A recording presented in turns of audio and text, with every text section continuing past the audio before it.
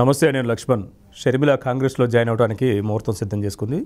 అందుకు తగ్గట్టుగా ఆమె నిన్న మీడియా ముందు కూడా రేపు ఢిల్లీ వెళ్తున్నాను, పార్టీని విలీనం చేయబోతున్నాను, ఏపీలో కాంగ్రెస్ పగ్గాలు చేపడతారా లేదా అనే అంశాన్ని ఆమె చెప్పకపోయినప్పటికీ కానీ ఆ పార్టీ వర్గాలు మాత్రం ఏపీలో ఆమె రాజకీయాల్లోకి క్రియాశీలకంగా వ్యవహరించే పదవిలోకి వెళ్తున్నారని చెప్పి ఒక ఇండికేషన్ అయితే ఇస్తుంది.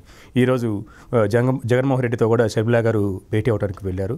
అదే ఇదే అంశంపైన అసలు రాజకీయం ఏపీలో ఏం జరుగుతుంది, మారుతున్న రాజకీయం ఏంటి, కాంగ్రెస్ అడుగులు ఏ విధంగా వేయబోతున్నారనే అంశంపైన మనతో మాట్లాడడానికి ప్రముఖ విశ్లేషకులు జర్నలిస్టు సత్యమూర్తి గారు మనతో ఉన్నారు. ఆయనతో మాట్లాడే ప్రయత్నం చేద్దాం. సార్ నమస్తే అండి. నమస్కారం.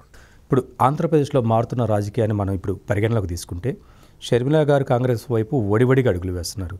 అన్న చెల్లెలైన వాళ్ళు ఇప్పుడు ముఖ్యమంత్రిగా ఉన్న జగన్మోహన్ రెడ్డితో ఈమె ఏ విధంగా ఫైట్ చేయగలదు, ఏదైనా పదవి ఇచ్చినా కాంగ్రెస్లో అంటే పై స్థాయి పొజిషన్ ఏదైనా ఇచ్చినా కానీ ఈమె రాజకీయ విమర్శలు చేయాలి, అక్కడున్న అధికార పక్షంగా ప్రభుత్వ వైఫల్యాలను ఎండగట్టే విధంగా ఈమె విమర్శలు చేయాలి.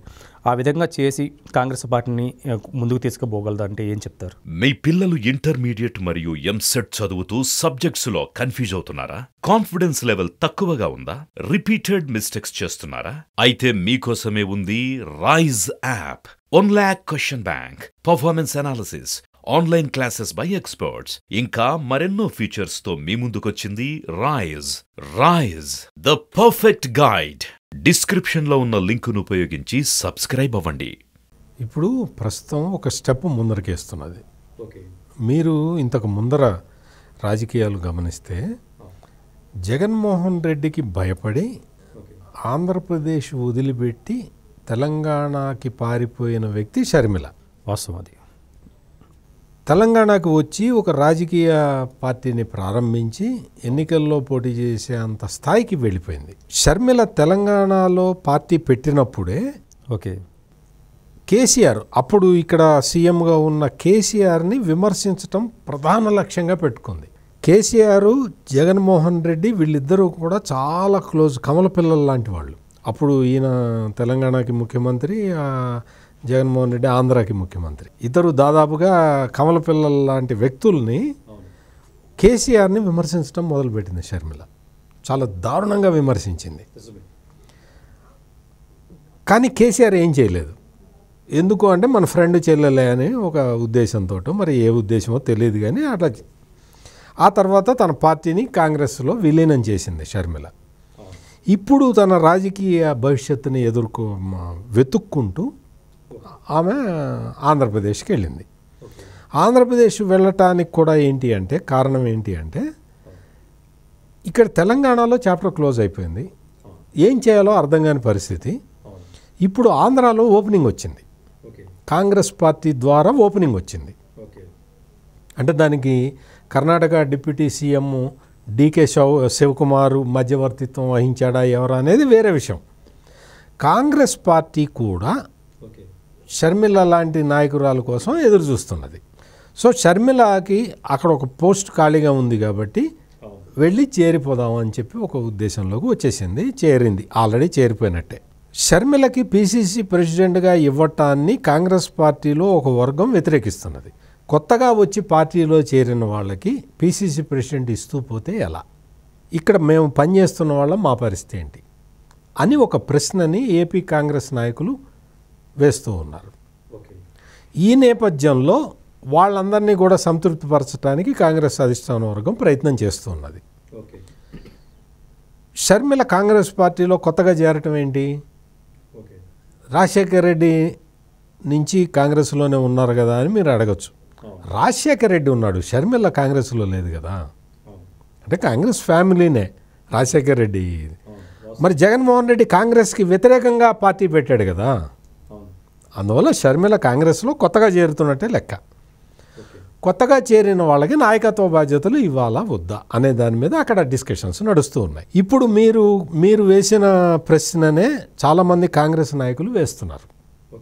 ఏంటి, ఈమెకి పిసిసి అధ్యక్ష పదవి ఇస్తే మరి ఈమె ధైర్యంగా వాళ్ళ అన్నయ్యని ప్రశ్నించగలుగుతుందా, వాళ్ళ అన్న చేసిన దోపిడీని ప్రశ్నించగలదా, వాళ్ళ అన్న దళితుల మీద చేసిన అత్యాచారాలని ప్రశ్నించగలదా, వాళ్ళ అన్న బీసీలకి చేసిన అన్యాయాన్ని ప్రశ్నించగలదా, వాళ్ళన్న అమరావతి రైతులకు చేసిన అన్యాయాన్ని ప్రశ్నించగలదా?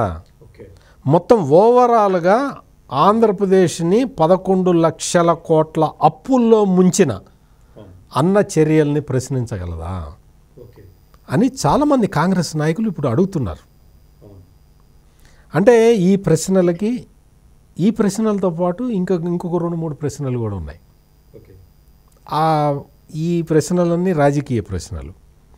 ఇంకొక 2-3 ప్రశ్నలు ఏంటి అంటే, తన బాబాయ్ murder case, YS Vivekananda Reddy murder కేసులో దోషుల్ని జగన్మోహన్ రెడ్డి కాపాడుతున్నాడు అనేది ఎలిగేషన్. మరి ఆ ఎలిగేషన్ని షర్మిల బహిరంగంగా చెప్పగలదా? ఇదంతా జగన్మోహన్ రెడ్డి వైకల్యాల గురించి మనం ఒక పక్కన పెడితే, షర్మిల గారు కాంగ్రెస్ మీద ఉన్న అభిమానంతో చేరుతున్నారా, ఆస్తులు కాపాడుకుంటారని చేరుతున్నారంటే ఏం చెప్తారు? ఇది కాంగ్రెస్ పార్టీ మీద అభిమానంతో చేస్తున్న పనిలాగా నాకైతే అనిపించట్లా. మెయిన్గా ఏంటి అంటే, వైఎస్ వివేకానందరెడ్డి మర్డర్ జరిగిన తర్వాత వైఎస్ రాజశేఖర్ రెడ్డి కుటుంబం అంతా కూడా ఒకవైపు ఉన్నది, జగన్మోహన్ రెడ్డి ఒక్కడు ఒకవైపు ఉన్నాడు.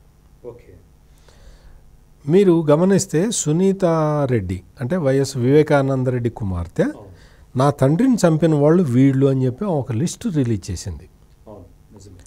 ఆ లిస్టులోని వాళ్ళని జగన్మోహన్ రెడ్డి కాపాడుతున్నాడు అనేది వైఎస్ ఫ్యామిలీ చేస్తున్న ప్రధానమైన ఆరోపణ. ఈ ఆరోపణ వల్ల మొత్తం అంతా ఫ్యామిలీ కూడా ఫ్యామిలీ అంతా ఒకవైపు ఉన్నది, జగన్మోహన్ రెడ్డి ఒక్కడు ఒకవైపు ఉన్నాడు.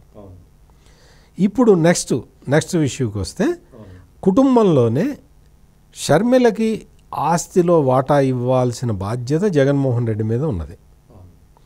కానీ అది ఇవ్వట్లేదు.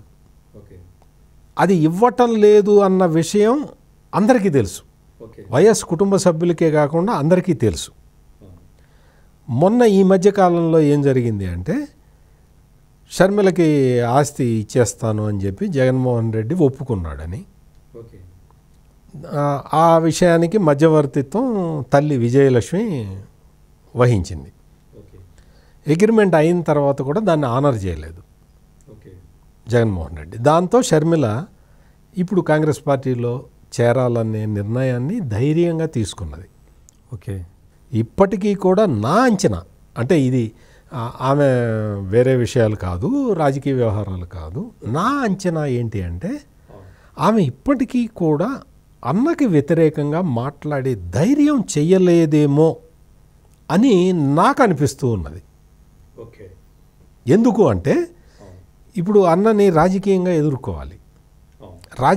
ఎదుర్కోవాలి అంటే ప్రధానంగా జగన్మోహన్ రెడ్డి మీద ఉన్న ఎలిగేషన్ ఏంటి అంటే, 1,00,000 కోట్ల రూపాయలు దోచుకున్నాడు తండ్రి అధికారాన్ని పెట్టుకొని, తండ్రి అధికారాన్ని అడ్డం పెట్టుకొని 1,00,000 కోట్లు దోచాడు అని తెలుగుదేశం నాయకులు ఆరోపణ చేస్తారు, జనసేన నాయకులు ఆరోపణ చేస్తారు, బీజేపీ నాయకులు ఆరోపణ చేస్తారు, సిపిఐ సిపిఎం నాయకులు ఆరోపణ చేస్తారు, ఇంక ఏ రాజకీయ పార్టీలు ఉన్నా ఆరోపణ చేస్తాయి.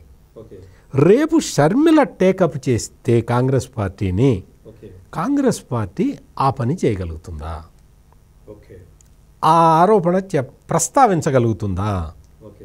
ఎందుకు అంటే, వాస్తవంగా అయితే కాంగ్రెస్ పార్టీ ప్రస్తావించాలి. ఎందుకు? ఆ కేసులన్నీ పెట్టించిందే కాంగ్రెస్ పార్టీ. కాంగ్రెస్ పార్టీ కేంద్రంలో రాష్ట్రంలో అధికారంలో ఉన్న సమయంలోనే ఆ కేసులన్నీ వచ్చినాయి. ఆ కేసుల్లో ఇన్వెస్టిగేషన్ జరిగింది, ఆ కేసుల్లో ఛార్జ్షీట్ ఫైల్ అయింది. ఇవన్నీ కూడా కాంగ్రెస్ ప్రభుత్వం ఉన్నప్పుడే జరిగినాయి. కాబట్టి కాంగ్రెస్ పార్టీ అధ్యక్ష బాధ్యతలు స్వీకరించిన తర్వాత షర్మిల ఈ విషయాల్ని ప్రస్తావించాల్సిన అవసరం ఉంటుంది. కానీ షర్మిలకి అంత ధైర్యం ఉంటుందా ఉండదా అనేది ప్రశ్నార్థకం, నాకైతే అనుమానమే. ఓకే, ఇప్పుడు అక్కడ రాజకీయ వ్యూహం, షర్మిల జాయిన్ అయిన కాంచి తెలుగుదేశం యొక్క వ్యూహం, జనసేన వ్యూహం, కమ్యూనిస్టుల వ్యూహం. కమ్యూనిస్టులు ఇప్పుడు కాంగ్రెస్ వైపు వెళ్ళాలని ప్రయత్నాలు చేస్తున్నారు. ఒకవైపు షర్మిల గారు మన క్రిస్మస్కి లోకేష్ బాబు గారికి గిఫ్ట్ పంపించిన పరిస్థితి. కన్ఫ్యూజ్ రాజకీయాలు ఆమె చేరికతో నెలకొన్నట్టు కనిపిస్తున్నాయి. కమ్యూనిస్టులు అటు చంద్రబాబు నాయుడు జనసేనతో ఉంటారా, లేకపోతే షర్మిలతో ఉంటారా? దానివల్ల ఎంత ఓటు బ్యాంకు నమోదవుతుంది? ఆ నమోదవుతున్న ఓటు బ్యాంకు పర్సంటేజ్ ఏ పార్టీకి నష్టం అంటే ఏం చెప్తారు మీరు? ఇదేంటంటే అంటే ఇక్కడ మీరు ప్రస్తావించిన విధంగా కమ్యూనిస్టుల పాత్ర కొంతవరకు లిమిటెడ్గానే ఉంటుంది. మనం ఆ విషయం జోలికి వెళ్లకుండా ప్లస్ తెలుగుదేశం జనసేన విషయానికి కూడా మనం వెళ్ళొద్దు. ఎందుకు అంటే ఈ మాట ఎందుకు అంటున్నానంటే జగన్మోహన్ రెడ్డి దగ్గర ఉన్నదంతా కాంగ్రెస్ నాయకులు, జగన్మోహన్ రెడ్డి దగ్గర ఉన్నదంతా కాంగ్రెస్ ఓటు బ్యాంకు. కొత్త ఓటు బ్యాంకు వైసీపీ దగ్గర లేదు. కొత్త నాయకులు ఒకళ్ళిద్దరు తప్ప అందరూ కాంగ్రెస్ పార్టీ నాయకులే. కాంగ్రెస్ పార్టీకి షర్మిల నాయకత్వం వహిస్తే ఇప్పుడు అక్కడ మనం జగన్మోహన్ రెడ్డి కోటకి బీటలు వారిన విషయం మనకు స్పష్టంగా మనకు కనపడుతున్నది. వాళ్ళందరూ కూడా అంటే దాదాపుగా 60 మంది దాకా ఎమ్మెల్యేలు టికెట్లు రాకపోతే వాళ్ళందరూ కాంగ్రెస్ పార్టీలో చేరితే ఫస్ట్ మునిగేది జగన్మోహన్ రెడ్డి పడవ. వాళ్ళందరూ వస్తూ వస్తూ కాంగ్రెస్ ఓటు బ్యాంకుని తెచ్చుకుంటారు తమ వెంట. అందువల్ల జనసేన ఏం చేస్తుంది, టీడీపీ ఏం చేస్తుంది, కమ్యూనిస్టులు ఏం చేస్తారు అన్నది జగన్మోహన్ రెడ్డి కూడా ఆలోచించట్లా. షర్మిల ఏం చేస్తుందనే జగన్మోహన్ రెడ్డికి వర్రి. ఆయన బాధ అంతా ఇప్పుడు షర్మిల మీదే. షర్మిల పోనీ ఆస్తి పంపకాలన్నా చేసేస్తే ఏదైనా సెటిల్ అవుతుంది. బాబాయ్ మర్డర్ కేసులో కరెక్ట్గా నిందితుల్ని పట్టిచ్చేస్తే ఇంకో సమస్య తీరుతుంది. మరి జగన్మోహన్ రెడ్డి ఆ 2 పనులు చేయకుండా షర్మిలతోటి వేరే గేమ్స్ ఆడుతున్నాడు. దానివల్ల జరుగుతున్న పరిణామాలు ఇవి. కాబట్టి జగన్మోహన్ రెడ్డి కోటకి బీటలు వారే పరిస్థితి వచ్చిన ఈ సందర్భంగా షర్మిల కాంగ్రెస్ పార్టీలో చేరటం అనేది జగన్మోహన్ రెడ్డికి అసలు కోలుకోలేని దెబ్బ కొట్టబోతున్నది. అందువల్ల షర్మిల కాంగ్రెస్ ఈ 2 అంశాలనే జగన్మోహన్ రెడ్డిని తీవ్రంగా బాధిస్తూ ఉన్నాయి. ఒకవైపు రాష్ట్రంలో తెలుగుదేశం జనసేన కాంబినేషన్ ఫుల్ స్వింగ్లో నడుస్తున్నప్పుడు ఓటర్లందరూ కూడా తెలుగుదేశం జనసేన కాంబినేషన్ వైపు చూస్తున్న ఈ పరిస్థితుల్లో తన పడవకి బొక్కబెట్టే ఇంకొక వ్యక్తి రావటం అనేది జగన్మోహన్ రెడ్డికి నిద్ర పట్టకుండా చేస్తున్నది. ఇది ఓకే. మరొక వర్గం వాళ్ళు గత 2 రోజులకు సోషల్ మీడియాలో ఒకటి ట్రోల్ చేస్తున్న పరిస్థితి ఏంటి అంటే అది జగన్మోహన్ రెడ్డి గారు కావాలనే మీరు చెప్పినట్లుగా కాంగ్రెస్ పార్టీ సీనియర్స్ అయితే ఎవరైతే ఉన్నారో కాంగ్రెస్ బ్లడ్ గ్రూప్ ఎవరికైతే ఉందో వాళ్ళనే కావాలని పక్కన పెట్టి వాళ్ళని కాంగ్రెస్ వైపు పంపించి అక్కడ కూడా ఇక్కడ ఎట్టైనా పుట్టి మునిగిద్ది అని చెప్పి ఆలోచనలో సర్వేలు మొత్తం చెప్తున్న పరిస్థితి. ఈ క్రమంలో తను కాపాడుకోవడానికి షర్మిలా గారిని ఎంకరేజ్ చేసి ఆ పార్టీలో పంపించి ఇక్కడున్న క్వార్టర్ని కూడా వాళ్ళకి అటు పంపించేసి షర్మిల నేతృత్వంలో జాయిన్ అవుతున్నారు వైసీపీ ఎమ్మెల్యేలు కానీ మంత్రులు కానీ చెప్పించుకొని దాన్ని స్ట్రెంథింగ్ చేయడానికి ఒక వ్యూహం నడుస్తుంది. దాని వ్యూహకర్తగా జగన్మోహన్ రెడ్డి వ్యవహరిస్తున్నారు. కాంగ్రెస్ని ఇక్కడ స్ట్రెంథింగ్ చేయడానికనే ఒక వర్గం బాగా ప్రచారం చేస్తుంది. ఇందులో ఎంతవరకు నిజం ఉందంటారు? అదే జరిగితే జగన్మోహన్ రెడ్డి అనే వ్యక్తి రాజకీయాల్లో జీరోగా మిగిలిపోతాడు. నా ఉద్దేశం ప్రకారం రాహుల్ గాంధీ ఎట్టి పరిస్థితుల్లో జగన్మోహన్ రెడ్డిని కాంగ్రెస్ పార్టీలోకి రానివ్వడు. ఎందుకు అంటే రాహుల్ గాంధీ కాంగ్రెస్ పార్టీ ఒక జంక్చర్లో ఉన్నప్పుడు వాళ్ళని మోసం చేసి బయటకు వచ్చిన వ్యక్తి జగన్మోహన్ రెడ్డి. అందువల్ల కాంగ్రెస్ పార్టీ ఎప్పుడైనా సరే తనకు మోసం చేసిన వాళ్ళని గుర్తుపెట్టుకుంటూ ఉంటుంది. మీకు తాజా ఉదాహరణ చెప్పాలంటే కేసీఆర్ కాంగ్రెస్ పార్టీని మోసం చేసిన వ్యక్తి. అందువల్ల కాంగ్రెస్ పార్టీ కేసీఆర్ మీద బదలా తీర్చుకుంది.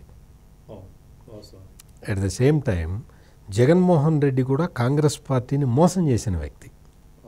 అందువల్ల ఖచ్చితంగా కాంగ్రెస్ పార్టీ ఏదో జగన్మోహన్ రెడ్డి ఎంకరేజ్ చేస్తే షర్మిలని తీసుకుంటున్నారు అనటం అనేది అది అట్లా జరిగి ఉండదు.